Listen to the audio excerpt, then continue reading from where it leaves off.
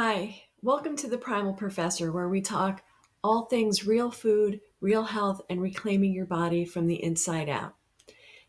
Today, we're diving deep into something close to my heart, and for many of you, probably close to home: Polycystic Ovarian Syndrome, or PCOS. If you've ever been told PCOS is just a hormone problem, or handed birth control and sent on your way, what's often skipped over but critical to understand is that PCOS is deeply tied to metabolic health. It's not just about cysts or periods, it's about insulin, inflammation, and what's going on beneath the surface. PCOS stands for Polycystic Ovary Syndrome. But here's the kicker: not all women with PCOS have cysts. What it really is a disorder of ovulation, hormone imbalance, and metabolic dysfunction. It's one of the leading causes of infertility.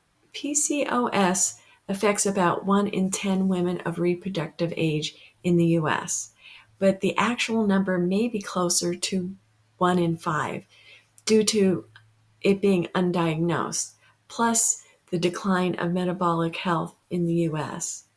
Most women are diagnosed between the ages of 15 and 44.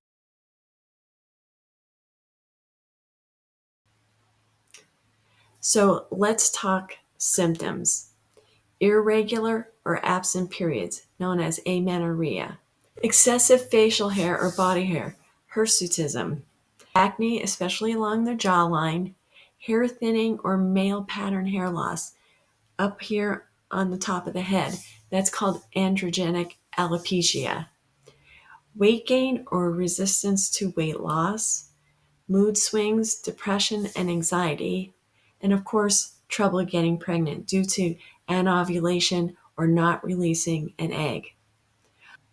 Long term, PCOS increases your risk for type 2 diabetes, hypertension, NAFLD, which is non-alcoholic fatty liver disease, heart disease, endometrial cancer. Let's bust another myth. PCOS affects overweight women. That's not true all the time. Up to 30% of the women with PCOS are lean or underweight, but still insulin resistant. They're often undiagnosed because they don't look the part. These women may struggle with acne, missed periods, infertility, and fatigue, but doctors often overlook them due to having a normal BMI, which is a body mass index. Bottom line, it's not about how you look, it's about what's happening inside. So let's peel back the biology. We have to talk about the hormonal axis. The brain signals the ovaries with LH, luteinizing hormone, and FSH, follicular stimulating hormone. In PCOS, LH is often elevated, leading to excessive testosterone production. This imbalance disrupts ovulation and causes many signs that you can see and physical symptoms. High insulin or hyperinsulinemia tells the ovaries to produce more androgen or male hormones. Women have testosterone, but in this situation, you have more than you should. Insulin blocks ovulation, and that encourages fat storage. This creates a cycle: more insulin, more androgens, more symptoms, more cravings, and the higher your insulin goes. PCOS isn't just hormonal, it's metabolic. It overlaps with metabolic syndrome, which includes abdominal obesity. So for women, a waist circumference greater than 35 inches, high triglycerides greater than 150 milligrams per deciliter, low HDL, less for women, less than 50 milligrams per deciliter, elevated fasting glucose over 100 milligrams per deciliter, and high blood pressure of 130 or over 85, either number higher than that, milligrams of mercury. So many women with PCOS meet 3 or more of these criteria, even if they're young. I did.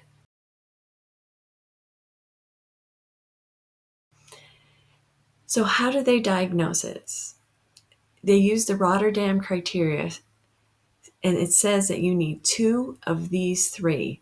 1, irregular or absent ovulation, oligo-ovulation or anovulation. 2, clinical or lab signs of excessive androgens. That means, can you see hair growth or do you have elevated testosterone through your lab work? 3, polycystic ovaries seen on ultrasound. But remember, you don't need to have cysts to have PCOS.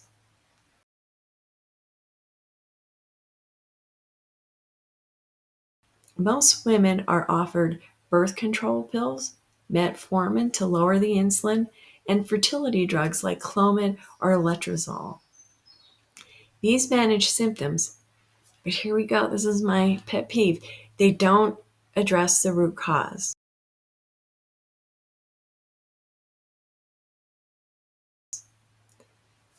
What works?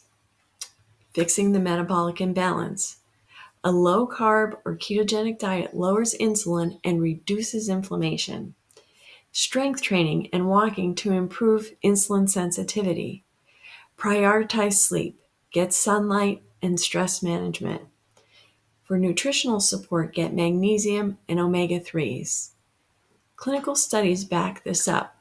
A 2023 meta-analysis in the Journal of Endocrine Society showed the keto diet significantly lowered testosterone and improved fertility markers in the PCOS patients.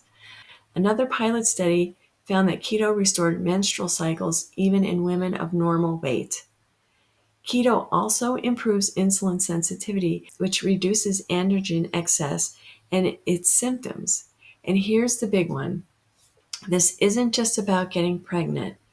It's about improving metabolic health before pregnancy.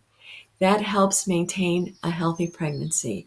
I had 2 very high risk pregnancies, and my first son passed away because he was born very premature due to my blood pressure. So I'll tell you, getting in the best metabolic health before pregnancy is critical.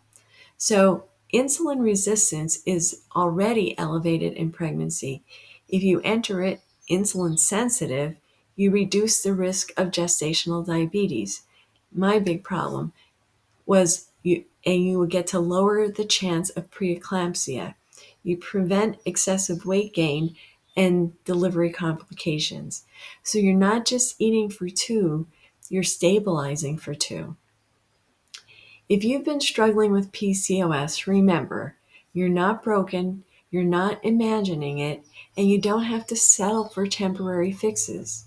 I've been on a ketogenic diet for 6 years, and I feel better than when I was young when I was having babies. So drop a comment below if this resonated. I do my best to try to read everyone. Subscribe for more videos on metabolic health and women's hormones and from healing from the inside out. I have many videos to help you learn about insulin resistance. You deserve answers, real solutions. Let's do this together.